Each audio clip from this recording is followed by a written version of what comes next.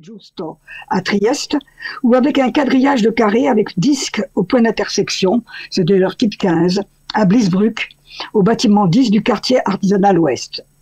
Alors, nous pouvons ajouter l'exemple de Concordia Sagittaria, des thermes publics, où les carrés sont occupés par des fleurons dans un cercle avec un disque au point d'intersection, ici en bas à droite.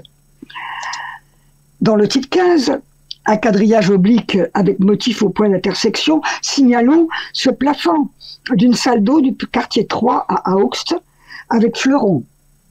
On peut y rattacher une plaque d'un décor avec quadrillage oblique, mais sans point d'intersection, d'une domus de Paula via Kandler, mais on n'est pas sûr qu'il s'agisse d'un décor de plafond.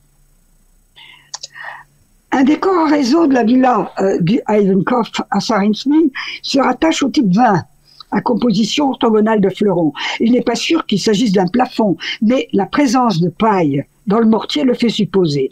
Alors il y a d'autres exemples pour la cité des médiomatriques, mais dont on ne sait s'ils appartiennent à des parois, à des plafonds, et qui ont été rassemblés sur la planche ci-jointe publiée récemment par notre collègue Dominique Kahn-Benner et Eric Mandy.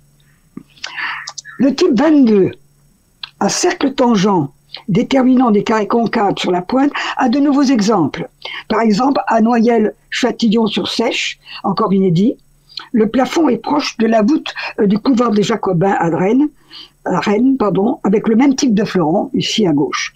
Ajoutons aussi la petite place de San Cipriano à Trieste, où les carrés concaves, comme vous le voyez, sont très irréguliers. Alors, faut-il y ajouter cette restitution d'une voûte surbaissée d'orgue bosséage qui pourrait en fait appartenir au système à quadrillage et décorer les cercles. Alors, toujours en Suisse, il y a d'autres exemples, Frauenkapellen, par exemple, le même système de réseau de cercles qui détermine des carrés concaves. Et on peut ajouter peut-être l'exemple que nous venons de voir du forum d'Albafouquens, de la voûte, et ce sera discuté une fois que les peintures seront plus lisibles. Alors, nous avions omis de signaler cet autre exemple d'orgue-bosséase au système 23 à cercle séquent, en haut à droite, qui m'a bien été signalé par notre collègue M. Dubois. De même, sur le site de Le Pontifroy, à gauche, un angle de plafond montre les empreintes de Lati au revers. Et le décor est un cercle presque tangent, mais séquent tout de même. À angle droit, nous trouvons la bordure à ruban en sinusoïde, et qui est parfois utilisée en bordure de plafond, comme à Bavet, ici en bas à droite. Et on peut évidemment citer ce qu'on vient de voir à Chirène, sur une poutre en relief, que nous avons vu ce matin au colloque. De même, nous n'avions pas signalé des exemples d'octogones adjacents déterminant des carrés sur la pointe, du type 26, à gauche un fragment de plafond d'Éphèse par exemple, ou la voûte du mausolée C dans l'église Saint-Laurent de Grenoble ici restituée, et un nouvel exemple, celui d'Entrain-sur-Nohain, qui vient d'être publié, extrêmement riche, et avec l'emploi du stuc. Alors, autre oubli, heureusement signalé par un collègue qu'on vient de voir tout à l'heure d'ailleurs, un couvrement cintré dont la restitution quand même reste aléatoire car il n'y a pas les fragments témoins, mais enfin bon, il y a des roseaux au revers qui offrent une composition où le stuc sous forme de guirlande se mêle à la peinture. Les octogones adjacents concaves déterminent des carrés sur la pointe. Alors toujours dans le type 26, mais avec des octogones déterminant des carrés droits, signalons cette restitution d'orgue-bosséage à gauche, où il est possible que le décor à réseau, d'ailleurs, ait été employé à la fois en zone supérieure et sur le plafond. Rappelons aussi le plafond du couloir de la domus de la Fontainotte, à grand, ici au milieu. Enfin, à Blisbruck, à droite, la composition des octogones adjacents sont à 4 côtés concaves qui déterminent des cercles. Le type 31, à 4 étoiles à pointe tangente, qui détermine des losanges dressés ou couchés, trouve un nouvel exemple à Rome, la Villa Medici. Et sur le même site d'ailleurs, un nouveau type, ici à droite, que je n'avais pas encore catalogué. Et on peut le traduire comme ça, de losange dressé ou couché, déterminant des carrés sur la pointe. Ou alors il faudrait prendre l'expression à l'envers. Alors il y a aussi des compositions libres.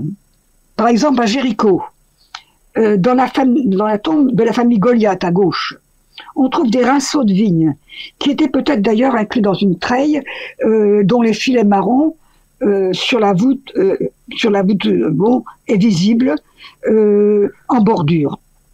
Alors à Anita, le tombeau qui vient d'être publié montre sur la voûte d'une des tombes des caissons carrés simplifiés, mais sur le plafond central se trouve un médaillon avec un seul oiseau conservé dans un des angles et pour lequel l'on peut proposer d'en restituer un dans chacun des autres angles.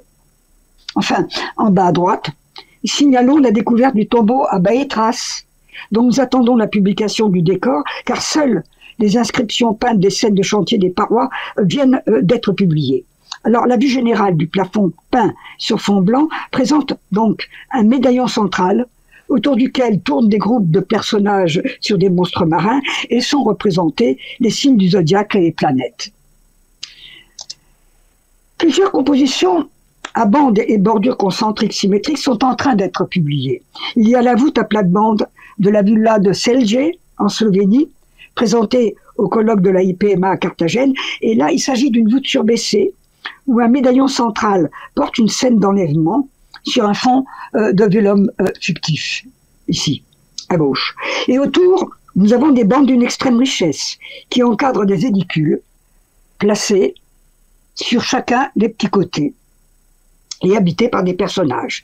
Alors, mentionnons aussi la voûte de la maison de Leda à Pompéi qui vient d'être restaurée. On distingue un grand médaillon central avec, semble-t-il, une Vénus entourée d'amour sur un char conduit par un monstre marin.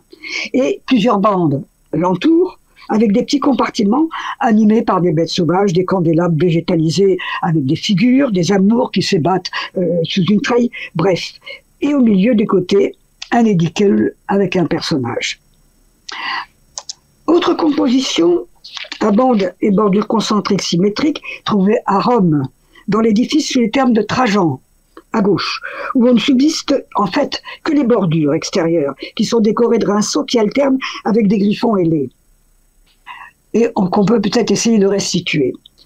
Mentionnons à Vicenza l'édifice de Contrapedemuro San Biagio, dont un grand cercle central est inscrit dans un carré, avec une bordure à compartiment autour. À Ostie, le plafond du Caseggiato delle Taberne Finestrate, dans ses deux états, à gauche, avait été classé par moi, à tort, dans les compositions à cases juxtaposées ou écartées symétriques. En fait, l'aspect général de la restitution proposé indique bien l'existence de bandes concentriques et il doit être rangé dans les compositions où les bordures sont bien présentes. En revanche, toujours à Ostie, dans le vestibule de la Copona du Pan, il y a bien des cases écartées symétriques, et dans les cases carrées qui encadrent la case centrale rectangulaire sur les longs côtés sont peintes des têtes de gorgones, ici. Pour les compositions centrées, à diagonale et médiane affirmée, l'exemple de la voûte des bains de la maison du centenaire à Pompéi, qui m'avait été donné et qui est apparu dans le dernier chapitre de mon livre de 2021, sur les décors incomplets, a été revu. Dans le médaillon central, le fruit restitué, ici à gauche, est en fait une tête de méduse, très abîmée, qui a été difficile donc à identifier. À Rome, la voûte d'arête du tombeau de Trebus Justus, à droite, offre un bon exemple d'une composition centrée autour d'un médaillon animé d'un berger entre deux brebis, dont les diagonales sont ornées de branchages qui soulignent les arêtes. Les médianes, en revanche, ne sont pas très affirmées, seulement par des couples d'oiseaux. Alors, peut-on ranger dans les compositions centrées à diagonale et médiane affirmée le décor de Bernboomplitz, dont on a supposé qu'il provenait d'un plafond, mais sans preuve matérielle pour l'affirmer, ici à gauche. Pourrait-il se rattacher à ce type, bien qu'il manque les médianes, si on le compare au plafond d'entrée du cubiculum 2, par exemple, de la maison de la cloison de bois Herculanum, au milieu et en droite, où elles subsistent sur deux côtés seulement. Alors, Dans certains cas, dans certains décors à médiane affirmée, les diagonales sont doublées. Et il s'agit alors d'une composition nouvelle que nous n'avions pas enregistrée, qui est rayonnante. Ce sont des décors souvent tardifs, comme à l'oasis de Dakhla, dans la tombe de Pétubastis, en bas à gauche, et au centre, avec un zodiaque qui rayonne. Ou encore dans le Misraïon de l'île de Ponza, en haut à gauche, trouvé sous le palais Tadjamonte, ou alors carrément sur la voûte, un zodiaque en stuc peint offre une composition rayonnante et datable du IIIe siècle après Jésus-Christ. Enfin, dans le cubiculum 69 de la catacombe de Domitille à Rome, chaque rayon de la voûte montre en alternance des personnages et une tige florale avec un oiseau au sommet. Alors bien entendu, d'autres domaines peuvent et doivent être explorés pour déterminer par exemple comment le choix des sujets peints exprime les sentiments humains. Et à ce sujet, je vous renvoie à d'autres travaux. Je vous remercie de votre attention et j'attends vos questions.